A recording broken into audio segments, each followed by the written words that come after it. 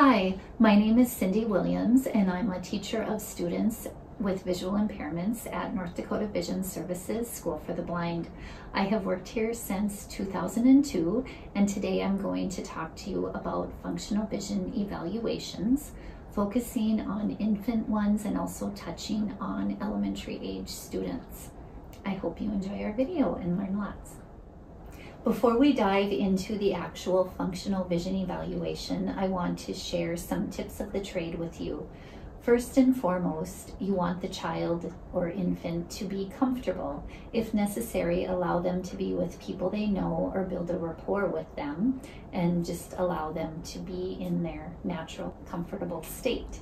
You also want to talk to the parents and or caregivers about their vision and what they see, like a parent interview. You want to follow the child's lead. You may have in your mind that, oh, I'm going to start out assessing this, but really the child wants to do something else like play and stack blocks. Allow them to do that. If the child does become tired or very fatigued or upset, don't fight moving forward. Sometimes you will have to reschedule, because if they're upset, they're not going to function and it's not going to be a valid functional vision evaluation. And also I have found that parents and or caregivers appreciate when you tell them what you see regarding the child's vision while you're doing it. Also on that note, you don't want to do a lot of talking. You don't want to be talking away and laughing and carrying on a conversation with the other individuals in the room, because that can be distracting to the child or infant.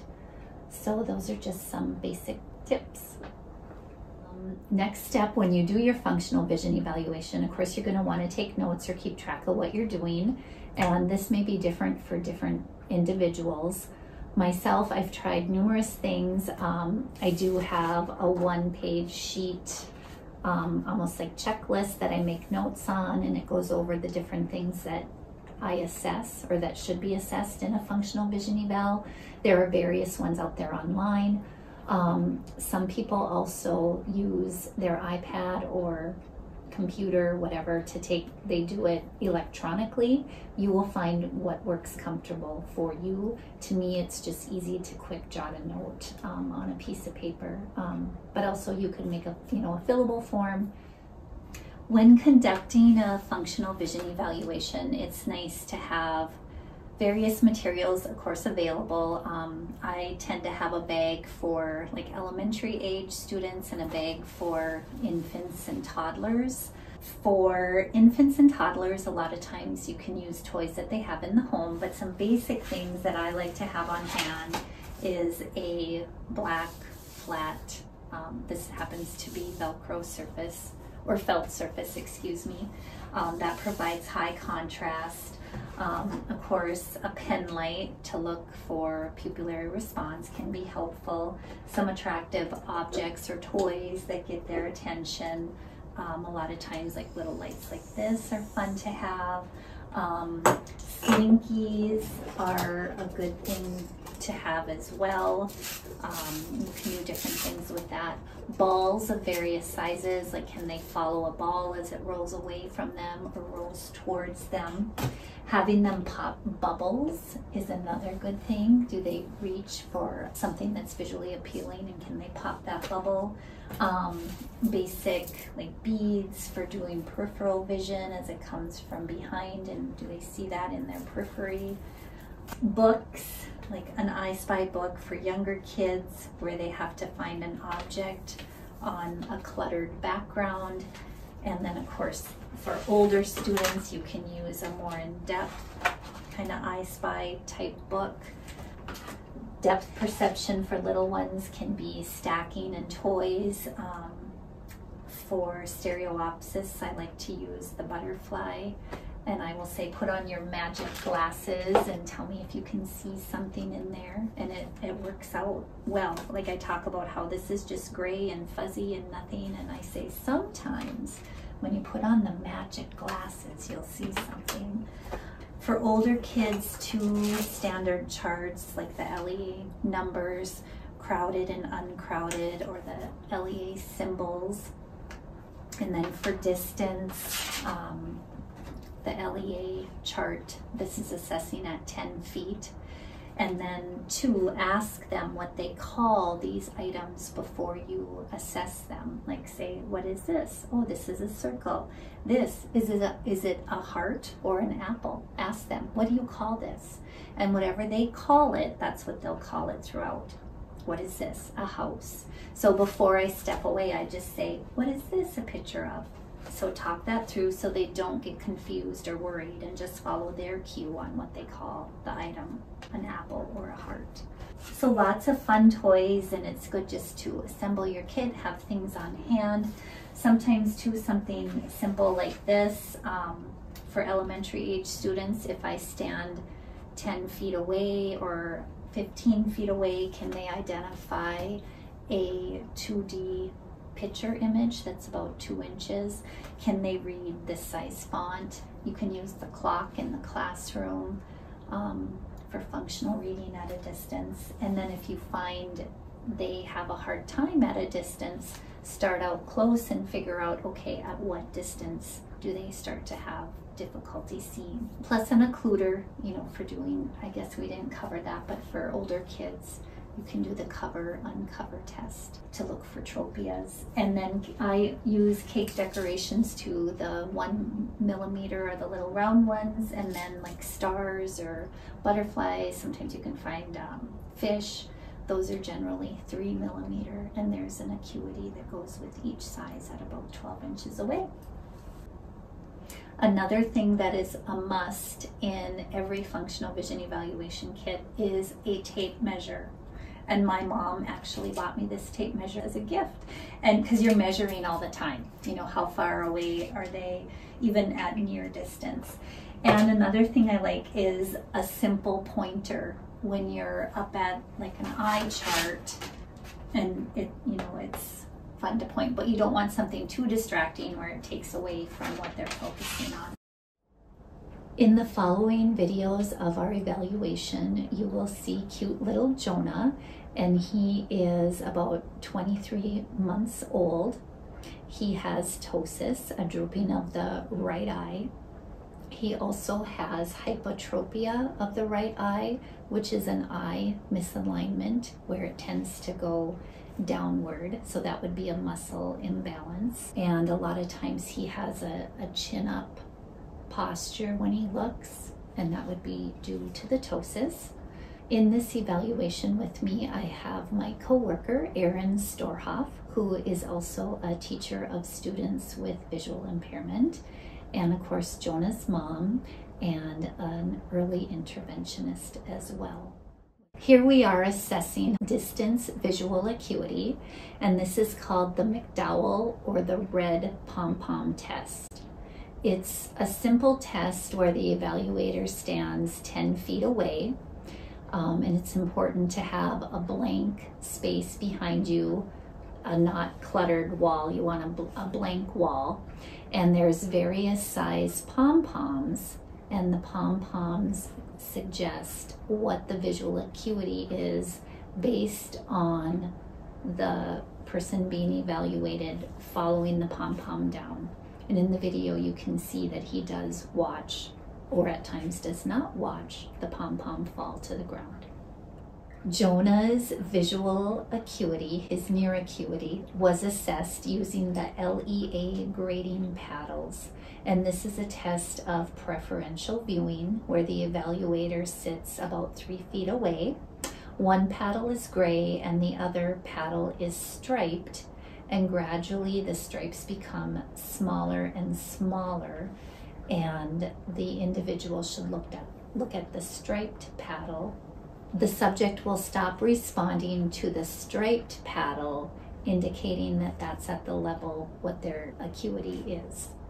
Here we are assessing again functional visual acuity using a 1 millimeter cake decoration on a high contrast black board from about 12 inches away.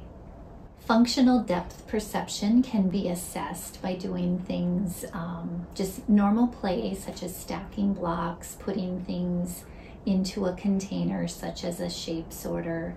In the video, you see him playing with a porcupine where he puts the pegs in the hole, that all assesses functional depth perception. Ball play can be used to look at a couple different things. It can be used for distance acuity. Can the child follow a ball as it's rolled away from them, at a distance of 9 or 10 feet?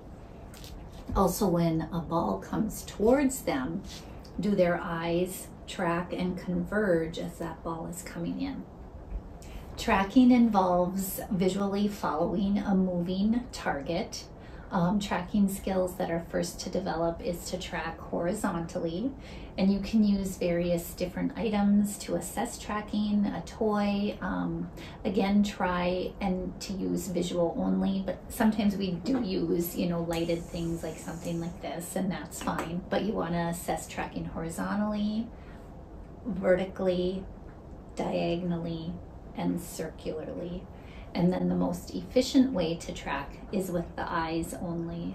Do they track just with their eyes, or do they use their head and eyes to track?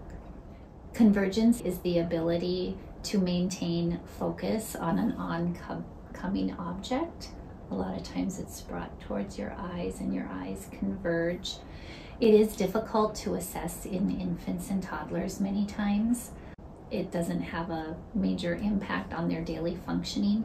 When students get older and they have a convergence insufficiency, that will cause reading to be more difficult because their eyes are not making one clear image. They're not focusing and working together, and that's when they start seeing double or their eyes jump around. To assess peripheral vision, a lot of times it's convenient to have two people. Someone can sit behind the child or infant being evaluated, and they just bring something, as you will see in the video, out behind them.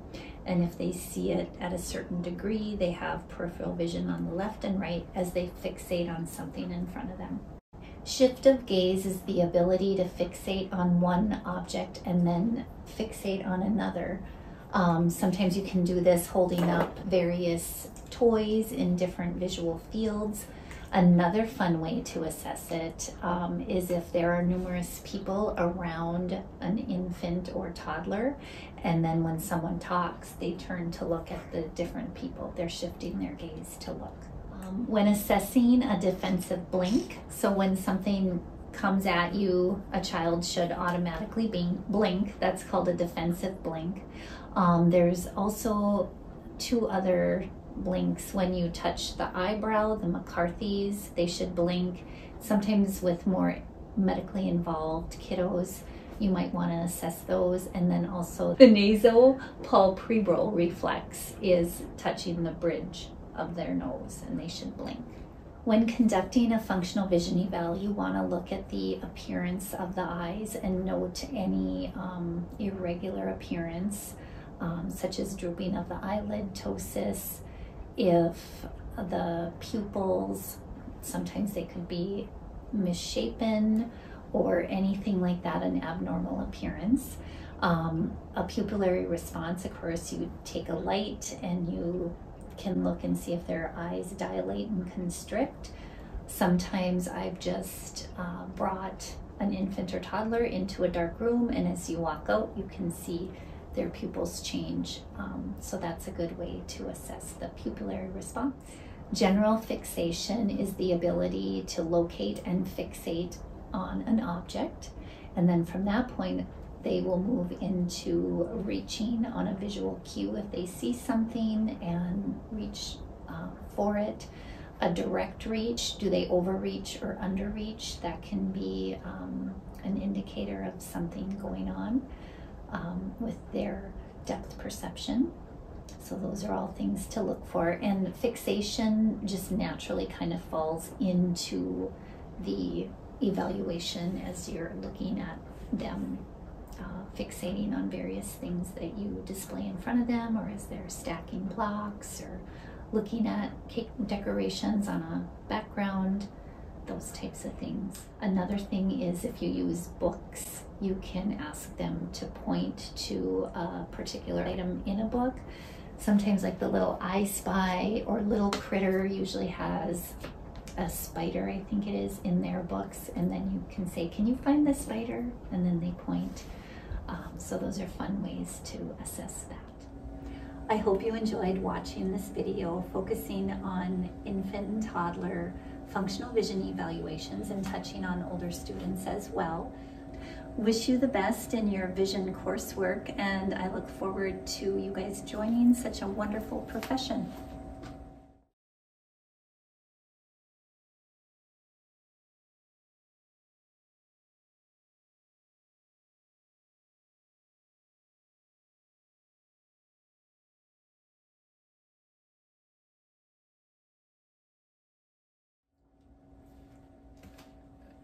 And